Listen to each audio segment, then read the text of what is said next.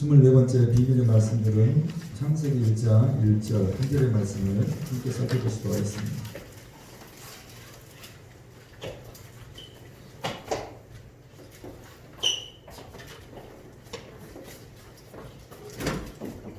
다 같이 말씀을 읽도록 하겠습니다. 시작. 태초에 하나님이 천지를 다시 한번 읽겠습니다. 시작. 태초에 하나님이 우리 자유분들이 인사하겠습니다. 하나님이 당신을 창조하셨습니다. 하나님이 당신을 창조했습니다. 아멘. 행복한 가정은 모두 비슷하게 닮았지만 불행한 가정은 불행한 이유가 각각 다르다. 이 톨스토이의 안나 카네리나라는 소설의 첫 번째 문장입니다. 각각 다른 세 가정의 삶, 또 그 속에 불륜의 이야기를 소설을 통해 기록한 책입니다. 그런데 그 각각의 가정마다 행복한 이유는 다 비슷하지만 불행한 이유는 각각 다르고 모두 다른 사연들이 있다는 말이 어떻습니까? 우리 살아보니까 이 말이 틀리지 않다는 것을 알지요. 행복한 모습은 대부분의 가정이 비슷비슷합니다. 그런데 불행한 이유들은 각각 다르게 가정들을 찾아온다는 것이죠. 국경의 긴 터널을 빠져나오자 문의 고장이었다. 일본의 작가 야스나리의 설국이라는 소설의 첫 번째 문장입니다.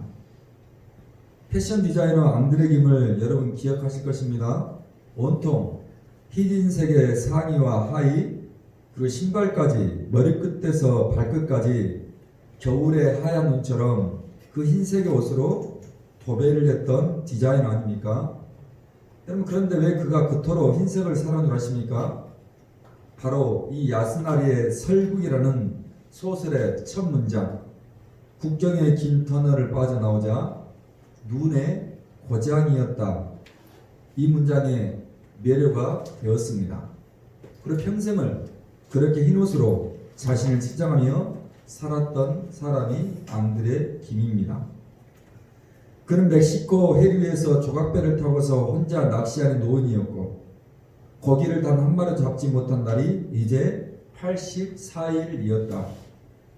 해밍웨이의 노인과 바다의 첫 문장입니다. 놀라운 사실은 해밍웨이가 이 첫 문장을 마지막까지 고치고 또 고치기를 200번 이상이나 했다는 것입니다. 여러분, 우리에게는 그저 한 문장, 한 단락에 지나지 않았지만 소설가 작가였던 해밍웨이에게는 이 첫 번째 문장이 그렇게 중요했던 것이고 결국 노인과 바다라는 위대한 책 한 권을 내어놓게 되었다는 것입니다.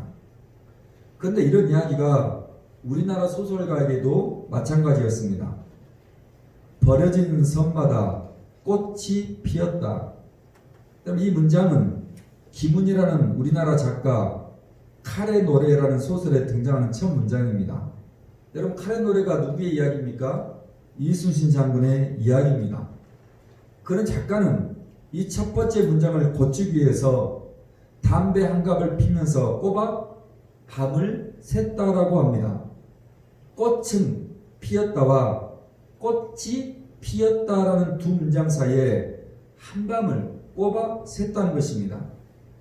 꽃이 피었다는 꽃이 핀 사실을 객관적으로 서술한 언어이고 꽃은 피었다는 주관적인 의견을 보여주는 언어였기 때문에 결국 소설가는 자신의 주관을 배제하고 관찰자의 입장에서 사실만 써내려가기 위해 꽃은 피었다가 아니라 꽃이 피었다라고 첫 문장을 시작했다라고 이야기를 하고 있습니다.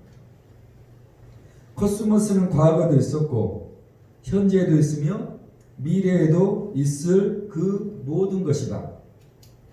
30년 지났지만 지금도 과학 도서로 가장 많이 읽히는, 또 여러 사람들이 가장 많이 추천하는 칼 세이건의 코스모스의 첫 문장입니다. 코스모스, 우주라는 뜻 아닙니까? 워낙 이 첫 번째 문장이 주는 임팩트가 강하기 때문에 여기저기에서 많이 이용하는 문장이고 600페이지가 넘는 코스모스 그 책에 그 우주의 내용을 과거에도 있었고 그 우주는 현재에도 있을 것이고 코스모스 그 우주는 미래도 있을 그 모든 것으로 한마디로 정의를 해놓은 작품입니다. 세상에 황폐한 광야지대를 두루다니다가 어떤 곳에 이르니 거기에는 굴이 있었다. 나는 그 굴 안으로 들어가 잠을 자다가 꿈을 꾸었다. 여러분이 몇 번 소개하고 또 설교 시간에도 말씀을 드렸던 성경 다음으로 가장 많이 읽힌 책인 존 버년의 철로 역정의 첫 번째 문장입니다. 저자가 굴에 들어가 깜빡 잠을 자다가 꿈을 꾸었고 그 꿈을 통해서 천국을 향해 가는 순례자의 필그램의 이야기를 소설을 통해서 우리에게 이야기를 해주고 있었던 첫 번째 장면, 첫 번째 문장입니다. 여러분 몇 권의 책들에 등장한 첫 문장을 소개해드렸습니다. 여러분 이 외에도 얼마나 많은 첫 번째 문장들이 있겠습니까? 그럼 가만히 여러분도 보시면 알겠지만 여러분 첫 번째 문장을 만드는 것, 또 첫 번째 문장을 써 내려가는 것은 가장 어려운 작업입니다. 여러분 저 역시 일주일에 한 번 주보에 칼럼을 싣고 있습니다. 여러분 1년에 52주니까 쉬운 2번의 새로운 글을 써 내려갑니다. 여러분 역시나 가장 어려운 작업이 바로 첫 번째 문장을 어떤 말로 써 내려가냐에 달려 있습니다. 여러분 주보의 칼럼을 어떻게 보시는지 모르겠지만 저는 심사숙고 속의 첫 번째 문장을 완성을 합니다. 그래서 해밍웨이가 노인과 바다를 써 내려갈 때 200번은 고치고 또 고쳤다는 말에 고개를 끄덕이는 것이고 김은혜의 소설 칼의 노래처럼 이 문장을 꽃이 피었다 꽃은 피었다 그 문장을 가지고 밤새 끙끙거렸다는 말이 어떤 의미인지를 잘 아는 것입니다. 아마 오늘 우리 권집사님도 기도의 첫 문장을 만들 때 굉장히 심사숙고하면서 가장 오랜 시간을 걸렸을 것입니다. 첫 문장이 풀어지면 그 다음 문장 단락은 자연스럽게 풀어지기 때문에 그렇습니다. 여러분 오늘 우리에게 비밀의 말씀이 바로 성경의 첫 번째 문장입니다. 그런 이 첫 문장을 써 내려가는 것이 결코 쉽지 않았을 것입니다. 만만하지 않았을 것입니다. 고치고 또 고쳤다는 해밍의 노인과 바다처럼 꽃은 피었다 꽃이 피었다로 한밤을 지었던 작가처럼 아마 이 첫 번째 문장 만드는 이 모습은 이 첫 문장을 썼던 우리에게 유명한 모세에게는 굉장한 권해의 시간이었을 것입니다. 자, 첫 문장이 어떻게 시작한다고요? 시작. 태초에 하나님이 아멘. 오늘 이보다 위대한 첫 문장이 어디에 있겠습니까? 이런 말이죠. 여러분 서두에 소개해드렸던 여러 책들의 첫 문장은 시간이 지나면 여러 붓이 우리에게 기억이 나겠지만 오늘 이 말씀 어떻습니까? 한 번 들으면 결코 잃어버릴 수 없는 첫 번째 문장 아닙니까? 여러분 굳이 여러분이 암기하지 않더라도 여러분이 굳이 기억을 되살리지 않더라도 성경의 첫 번째 문장은 여러분 마지막 순간까지 기억이 되고 또 오래도록 새겨져 있는 문장입니다. 여러분 그렇게 성경의 첫 번째 문장이 우리에게 주는 의미는 두 가지입니다. 첫 번째, 창조가 있었다는 것입니다. 다시 1절 말씀 시작. 태초에 하나님이 아멘. 한 달 전에 제가 강당의 십자가에 새긴 이 말씀은 히브리어 이스라엘어입니다. 그리고 이 말씀은 바로 베레스트 바라 엘로힘이라는 단어라고 여러분의 말씀을 드렸습니다. 여러분 구약 성경의 언어는 이 히브리어는 왼쪽에서 오른쪽 읽는 것이 아니라 오른쪽에서 왼쪽으로 읽는다고 말씀을 드렸습니다. 바로 첫 번째 문장이 베레스트 이 뜻이 태초의 시작이라는 뜻입니다. 그리고 두 번째 단어 바라는 단어가 창조하다 만들다라는 뜻입니다. 그리고 마지막 단어 엘로힘이라는 단어는 하나님을 가리키는 단어라고 말씀을 드렸습니다. 여러분 그러냐 태초에 하나님이 창조하셨다는 뜻입니다. 여러분 그 하나님께서 무엇을 창조했다는 것입니까? 여러분 무엇을 만들었다는 것입니까? 바로 밑에 3절부터 시작되는 첫째 날, 둘째 날, 셋째 날 등등 6번째 날까지 뭐 하셨습니까? 빛을 만드시고 하늘과 땅을 만드시고 바다를 만드십니다. 또한 풀과 채소와 나무를 만드시고 눈부시게 찬란한 태양과 밝은 달을 창조하십니다. 여러분, 그것으로 끝난 것이 아니라 하늘에 날아다니는 여러 종류의 새와 바다 역시 여러 종류의 물고기들을 만들어 풀어 놓으셨습니다. 그리고 마지막 6번째 날에 하나님께 창조하시고 만드신 것이 바로 저와 여러분 같은 인간을 창조하셨습니다. 그리고 사람을 만드시고 성경이 이렇게 말합니다. 심히 좋았다라고 이야기를 하셨습니다. 다른 창조물들은 그냥 좋았다라고 이야기를 했지만 오늘 저와 여러분을 창조하시고 하나님 말씀하셨습니다. 심히 좋았더라. 자, 그런데 문제는 이것입니다. 여러분, 이 성경 첫 번째 문장, 하나님이 봐라 창조하셨다는 이 말씀이 받아들이는 사람이 있고 그렇지 못하는 사람이 있다는 것 아닙니까? 이 첫 번째 문장을 받아들이는 사람은 오늘 저와 여러분처럼 이렇게 교회에 나와 앉아있는 것이고, 여러분 그러지 못하는 사람들 여전히 교회에 나올 수가 없다는 것입니다. 여러분, 그래서 지금도 가장 뜨거운 논쟁과 가장 치열한 의견이 갈리는 대목이 바로 성경의 창조론과 그 창조론의 정반대에 위치한 찰스 다윈의 진화론 아닙니까? 최근에 영국 옥스퍼드 대학교의 생물학자인 도킨슨이 진화론적 무신론, 그러니까 하나님이 없다는 방면에서 가장 뛰어난 학자로 대두가 되고 있습니다. 무신론자 사이에서 리처드 도킨슨은 그들의 신처럼 추앙을 받는 인물입니다.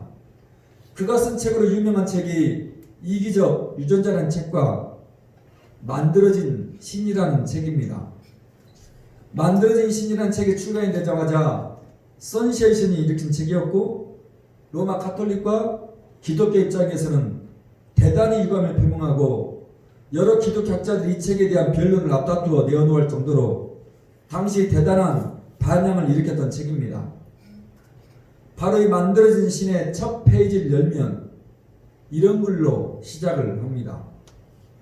누군가 망상에 시달리면 정신 이상이라고 한다. 다수가 망상에 시달리면 종교라고 한다. 여러분, 그러니까 리처드 호킨스는 이 책에서 말하고 싶은 것이 명확하게 드러나 있는 것입니다. 망상에 자꾸 시달려 보니까 정신 이상의 판결을 받지 않습니까? 그런데 한 사람이 그러면 정신 이상인데 다수가 많은 사람이 망상에 시달리면 그것은 도리어 종교가 된다는 이야기인 것입니다. 그러니까 오늘 여러분이나 저나 결국 망상, 종교라는 기독교라는 망상에 사로잡혀 있다라고 이야기를 하는 것입니다. 당연히 도킨슨에게 하나님은 존재하지 않는 것이고 그 책의 제목처럼 인간이 만들어낸 신에 불과하다는 것입니다. 오늘 여러분도 이 말에 고개를 끄덕이십니까? 아니, 말 같지도 않은 소리하고 손살을 치십니까? 여러분, 그렇게 도킨슨에게 세상을 창조하고 만든 신이 있다는 말은 어불성설입니다. 이 세계가, 코스모스 우주가 진화에 생성이 되고 유지가 된다고 얘기를 하는 것입니다. 그럼 오늘 제가 여러분에게 말씀 한번 드려보겠습니다. 두 가지 말씀드릴 텐데요. 이 이야기를 몇 달 전 우리 토요 학생의 모임에서 해주었더니 아이들이 신기해하고 놀라워 했습니다. 그리고 하나님께서 봐라 세상을 창조하셨다는 그 이야기에 고개를 끄덕였습니다. 첫 번째입니다. 오늘 여러분의 손을 한번 펼쳐보시기 바랍니다. 그리고 유심히 보시기 바랍니다. 그러면 아주 특별한 창조의 신비 하나가 숨겨져 있습니다. 여러분, 특별한 점이 발견되지 않습니까? 5개의 손가락 중에 4손가락과 나머지 한 손가락이 다르지요. 어떤 손가락이 다르지요? 엄지손가락이 다르지요. 나머지 4손가락은 어디를 향해 있습니까? 위를 향해 있는데 엄지손가락만 밖으로 향해 뻗쳐 있습니다. 평생 살아오면서 한 번도 생각하지 못한 모습 아닙니까? 그러면 질문입니다. 여러분, 왜 엄지손가락만 다른 손가락에 비해서 옆으로 뻗어 있겠습니까? 이 엄지손가락만 이렇게 옆으로 뻗어 있는 거죠. 예, 물건을 잡기 위해서입니다. 책을 잡고 청소기를 잡고 여러 물건을 잡을 수 있기 위해서 엄지손가락만 옆으로 뻗쳐 있는 것입니다. 만약 여러분이 지금 나머지 손가락처럼 엄지손가락을 위를 향해 뻗어보시고 책을 잡아보십시오. 잡혀지십니까? 핸드폰을 잡아보십시오. 잡혀지십니까? 어느 정도는 잡혀있지만 꾸준히 오래도록 여러분 엄지손가락이 이렇게 생겨먹지 않았으면 잡을 수가 없다는 이야기입니다. 여러분 신기하지 않습니까? 여러분 놀라지 않습니까? 여러분 인간이 다른 동물과 구별되는 이유가 여러 가지입니다. 여러분 그러나 인간은 어떤 이유? 도구를 사용할 수 있는 존재라고 이야기를 하는 이유가 엄지손가락 때문에 있다는 것입니다. 그 도구를 사용하는데 이 엄지손가락이 가장 중요한 역할을 한다는 것입니다. 여러분 원숭이나 고릴라 역시 물건을 잡을 수 있습니다. 그러나 원숭이나 고릴라는 물건을 우리 인간들처럼 오래 잡을 수가 없습니다. 그리고 무엇을 만들지도 못합니다. 이유가 뭔지 아십니까? 원숭이도 고릴라도 손가락이 5개입니다. 그런데 우리와 비슷하게 생겼는데 그들의 엄지손가락은 우리의 이 마디 한 마디밖에 되지 않습니다. 그러니까 다른 손가락에 비해서 원숭이와 유인원의 엄지손가락은 유난히 작게 만들어져 있습니다. 그러니 그들은 무언가를 잡을 수 없다는 것입니다. 오래 잡을 수 없다는 것입니다. 이렇게 무엇을 잡을 수 있겠냐는 것입니다. 넉 달 전에 제가 읽었던 책 한 권 있습니다. 바디, 뭐이란 뜻이 아닙니까? 바디라는 책입니다. 이 책의 저자 역시 독신처럼 진화론자이고 무신론자입니다.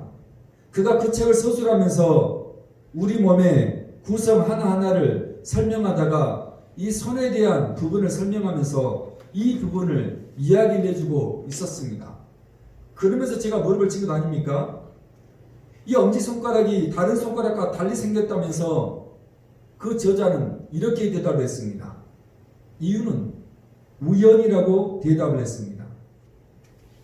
여러분 도끼스 역시 설명을 할 수 없는 부분에는 이렇게 말합니다. 그의 책에서 우연이라고 대답을 했습니다.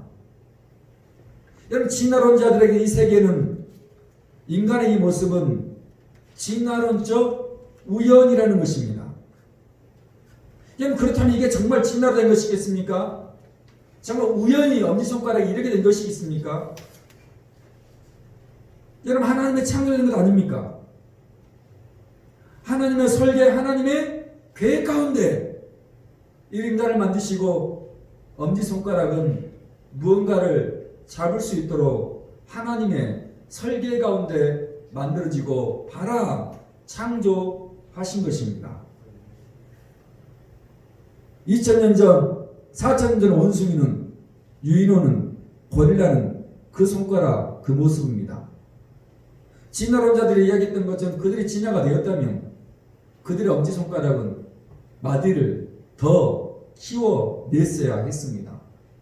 그러나 여전히 원숭이와 고릴라들은 엄지손가락이 인간의 반밖에 안 되는 손가락의 마디인 것입니다. 여러분 또 하나 우주적인 관점에서 창조 하나님의 발화를 보겠습니다. 여러분 지구를 둘러싼 태양계는 모두 8개의 행성이 존재합니다. 수금지와 목토, 천, 회왕성이 그렇습니다. 여러분 그런 종종 여러분이 TV를 통해 보셨듯이 수많은 우주의 소행성들이 떠돌아다닙니다.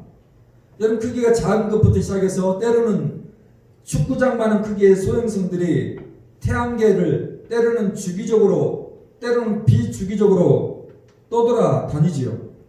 만약 축구장 크기의 소행성이 지구와 충돌을 하게 되면 어떤 일이 벌어집니까? 지구의 5분의 1이 박살이 나 버립니다. 여러분 그 정도의 위력을 떠돌이 행성들이 발휘를 한다는 것입니다.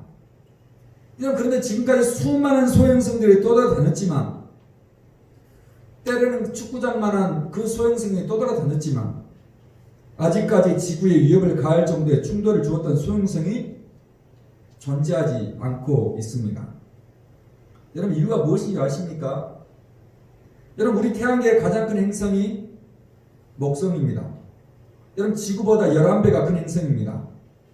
그리고 목성 다음으로 큰 행성이 토성입니다. 지구보다 9.5배 정도가 큰 행성입니다. 여러분 그런데 지구를 포함한 행성들이 태양을 중심으로 공전을 합니다. 여러분 그러는 사이 여러 떠돌이 소행성들이 여러 행성들을 향해서 돌진을 합니다. 그것은 지구 역시 예외가 아닙니다. 그런데 여기에 창조의 신비가 있는 거지요. 토성과 목성 때문에 지구는 소행성들의 영향을 피해가는 것입니다.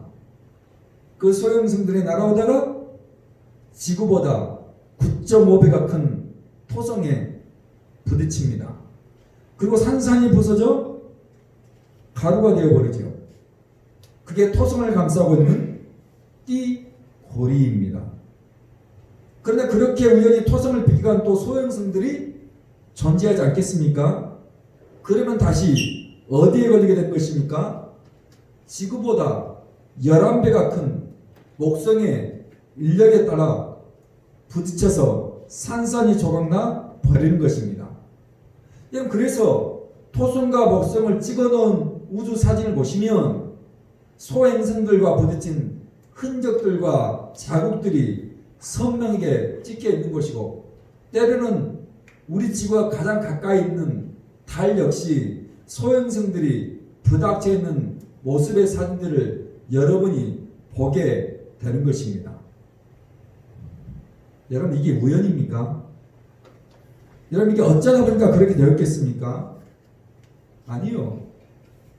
하나님이 봐라 창조하셨을 때 그 모든 것들이 하나님의 창조의 설계 속에 하나님의 창조의 계획 속에 들어 있다라는 것입니다.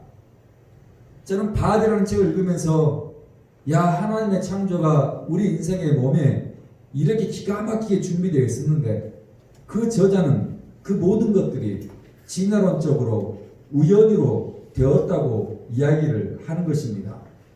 그러니 여러분 시간이 되시면 인터넷 서적에서 바디, BODY 그 책을 한번 읽어보시면서 다른 관점, 하나님의 창조의 관점으로 우리 몸이 어떻게 그렇게 설계되었는지를 바라보시는 눈이 있었으면 좋겠습니다. 이 이야기를 석 달 전에 우리 학생들에게 주었더니 우리 학생들이 자기 손가락을 바라보면서 엄지손가락을 찌개뜨면서 연신 고개를 끄덕이며 신기해했습니다. 오늘 여러분 어떠십니까? 이 작은 하나에 하나님 봐라 창조의 신비가 담겨 있는 것 아닙니까?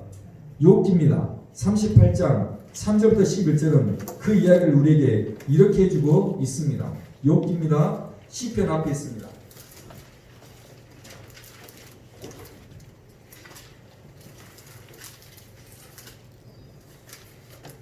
하나님께서 욥을 불러 세웁니다. 그리고 욥에게 던지는 질문이 38장 39장까지 진행되는데 우리는 3절부터 11절까지 보겠습니다. 다 같이 3절부터 11절 시작. 너는 대장부처럼 허리를 굽고 내가 내게 묻는 것을 내가 땅에 기초를 놓을 때 내가 깨달아 알았거든 말할지니라. 누가 그 줄을 그것을 위해 내가 아느냐? 그것의 주추는 무엇 위에 세웠으며 그 모퉁이 돌을 누가 그때 새벽별들이 기뻐 노래하며 하나님의 아들들이 다 기뻐 소리를 질렀느니라.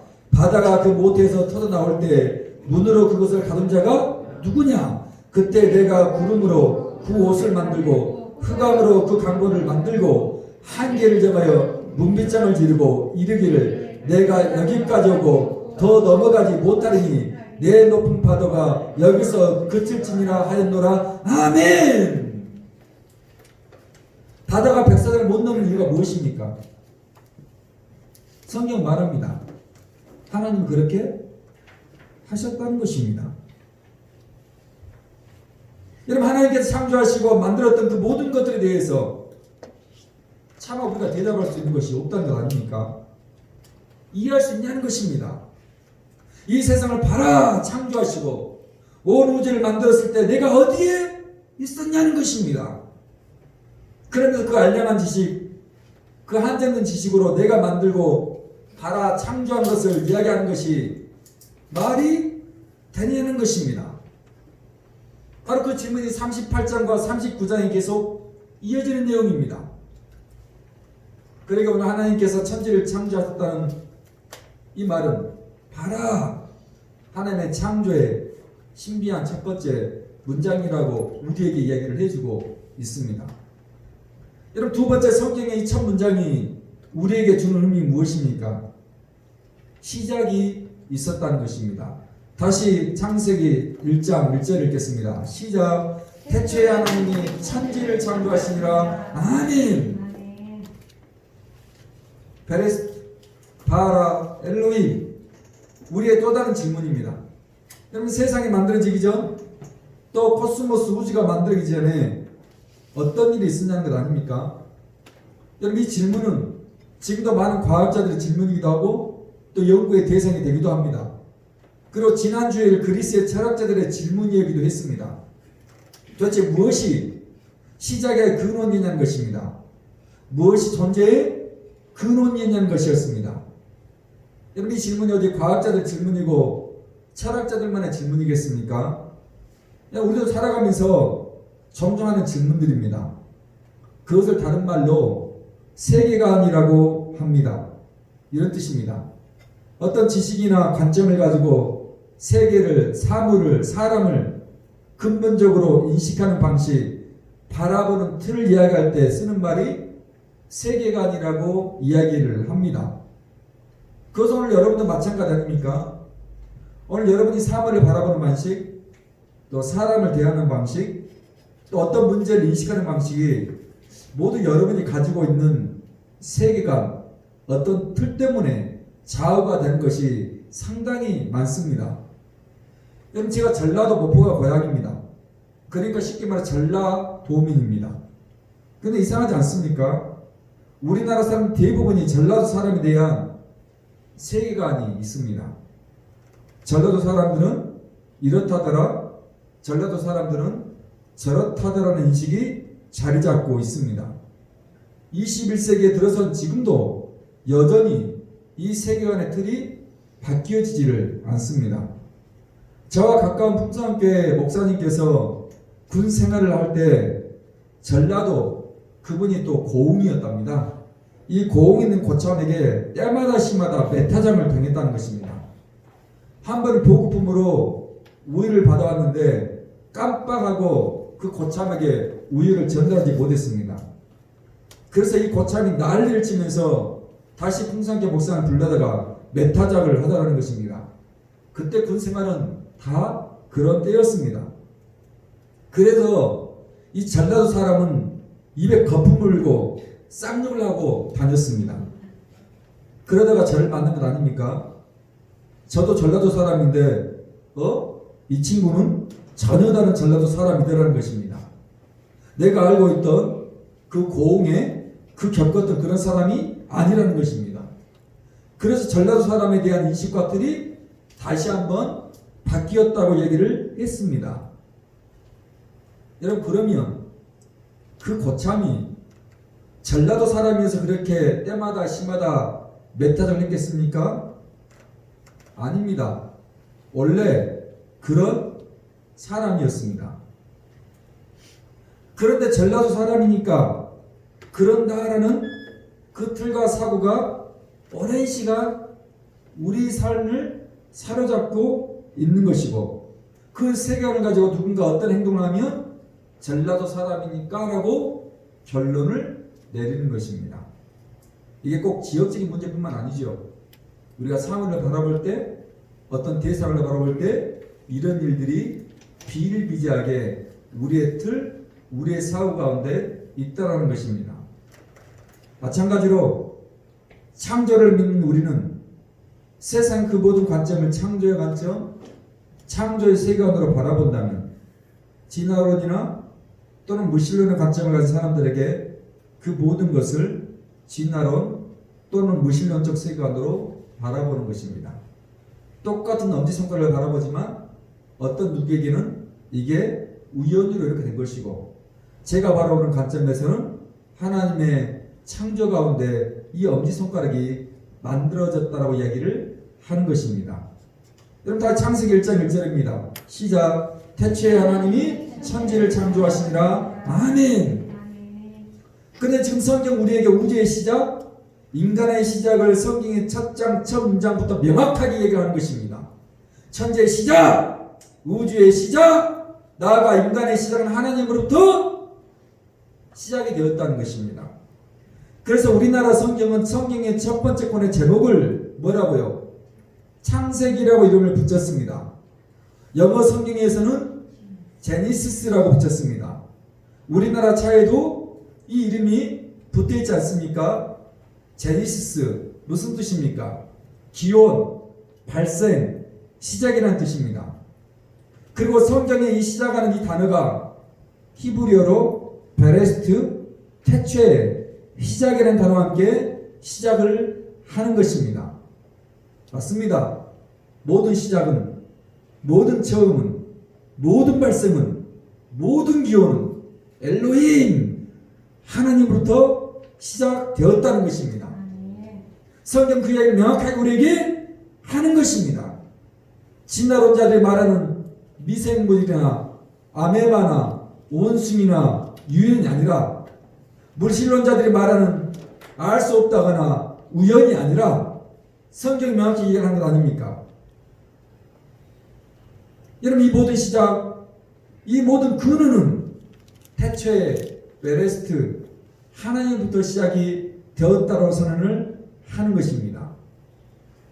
난 여러분 인생의 출발, 우리의 삶의 모든 시작도 하나님부터 시작되었다는 것을 아시고 우리 인생의 길을 걸어갔으면 좋겠습니다. 내 삶의 자리, 우리 삶의 형편이 누구로부터요? 하나님부터 말미암아 또박또박 시작되는 그 걸음을 우리가 걸어가야 되지 않겠냐는 것입니다. 그런데 그 시작을 이야기하면서 성경은 이런 흥미로운 말씀 하나를 우리에게 던져 주었습니다. 여러분 이사야 45장을 하겠습니다. 이사야 말씀 그대로 펴놓고 놔두시면 되겠습니다. 이사야 45장입니다.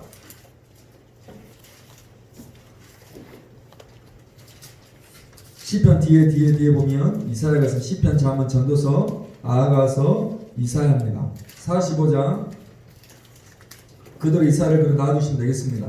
45장 4절부터 7절 하나님이 창조하셨는데 희한한 것, 또 우리에게 흥미를 줄 만한 것들을 창조하셨다고 말씀하시죠. 4절부터 7절입니다. 시작. 내가 나의 종 야곱, 내가 택한 자 이스라엘 위하여 내 이름을 불러 너는 나를 알지 못하실지라도 내게 칭호를 주었노라. 나는 여호와라. 나 외에 다른 이가 나밖에 신이 너는 나를 알지 못할지라도 나는 내 띠를 해 뜨는 곳에서든지 지는 곳에서든지 나밖에 다른 이가 없는 줄을 알게 하리라. 나는 다른 이가 없느니라. 그 다음 나는 어둠도 나는 환난도 나는 여호와라. 이 모든 일들을 행하는 자니라 하였노라. 아멘.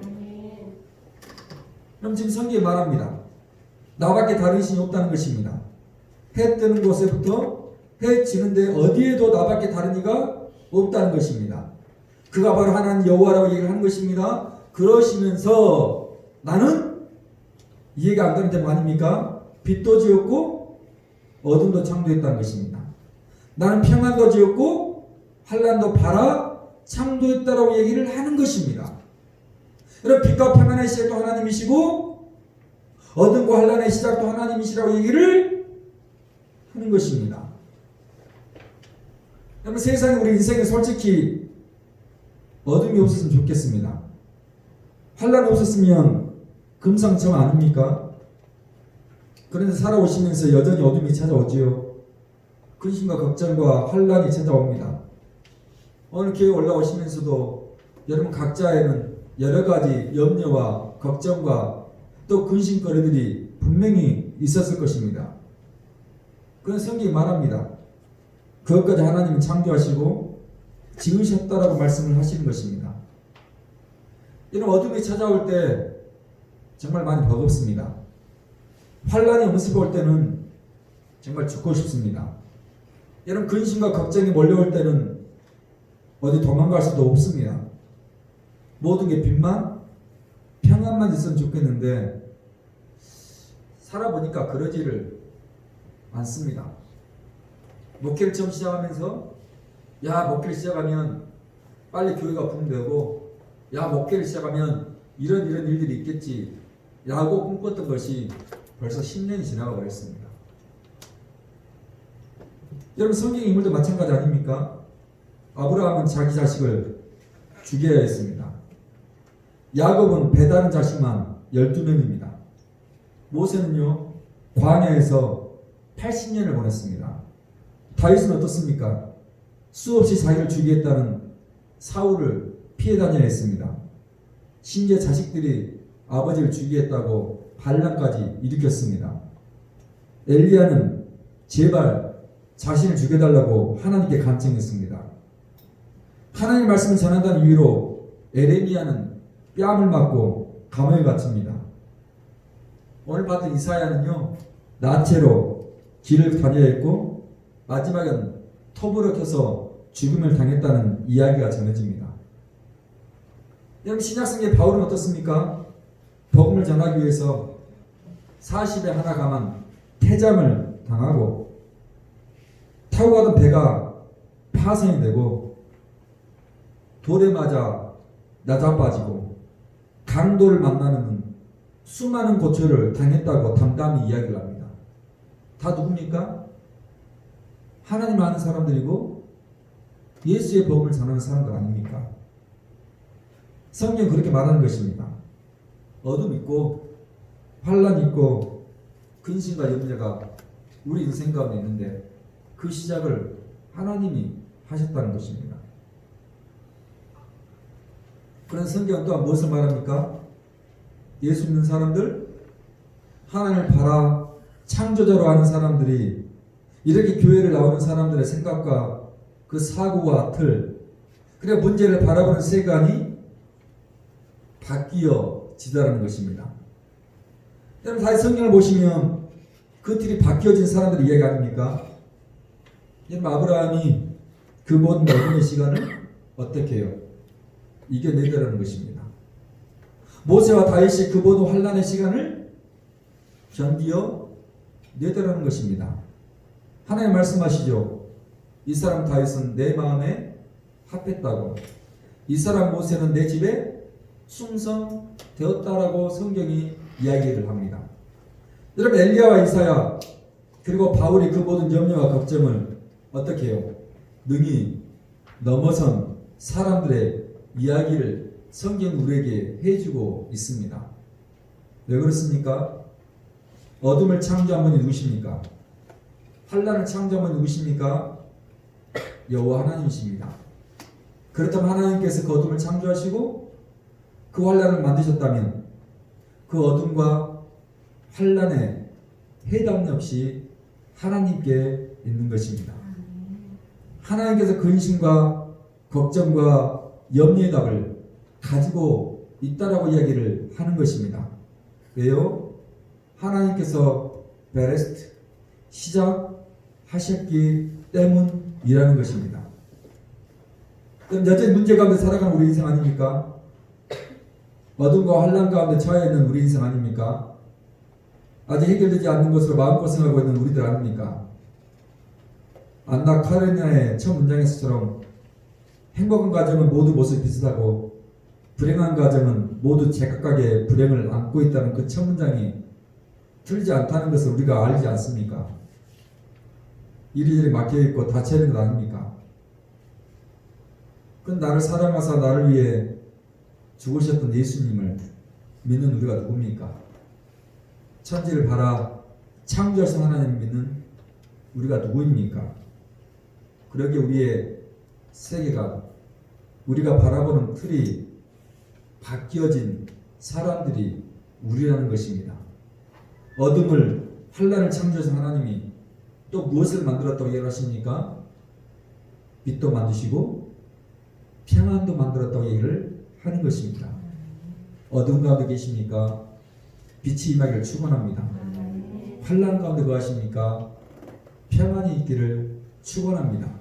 그 마지막 예가 이사야 43장 1절과 2절에서 이렇게 기가 막히게 근사하게 해주고 있습니다. 43장입니다. 1절 2절을 다 같이 읽겠습니다. 시작. 야곱아 지금 이스라엘아 너는 두려워하지 말라. 너는 그 다음 중요합니다. 내가 물 가운데로 지날 때 강을 건널 때 불 가운데로 지날 때 불꽃이 아멘. 우리를 창조하신 하나님, 우리를 지으셨던 하나님께서 구속하여 부르셨던 주님께서 물 가운데로 지날 때 우리와 함께 하시겠다는 것입니다. 강을 건널 때 침몰하지 않겠다는 것입니다. 불 가운데 지날 때 타지 않겠다는 것입니다. 불꽃이 우리를 타르지 않겠다는 것입니다. 여러분 이 기막힌 이야기를 태초에 시작하시고 창조하시고 만드신 하나님께서 하시는 것입니다. 우리가 누굽니까? 사물을 바라보는 틀이 바뀐 사람들이라는 것입니다. 인생을 바라보는 틀이 바뀌는 사람이라는 것입니다. 나를 창조하시고 나를 만드신 하나님을 인해서 우리의 모든 것들이 다시 새롭게 바뀌어진 사람이라는 것입니다. 여러분 그렇게 베레스트 바라 엘로힘 태초에 하나님이 천지를 창조하셨다는 이 첫 문장을 대할 때마다 앙드레김이 평생을 흰 옷을 입고 그 첫 문장에 감동을 받던 것처럼 해밍웨이가 김문이라는 소설가가 그 한 문장을 고치기 위해서 그렇게 일을 썼던 것처럼 오늘 우리는 태초에 하나님이 천지를 창조하시니라 이 한 문장 앞에서 어떤 마음으로 어떤 다짐으로 있어야 하겠습니까? 그 답을 여러분 스스로가 하기를 바라면서 마지막 창세기 1장 1절의 말씀을 읽겠습니다. 시작. 태초에 하나님이 천지를 창조하시니라. 아멘.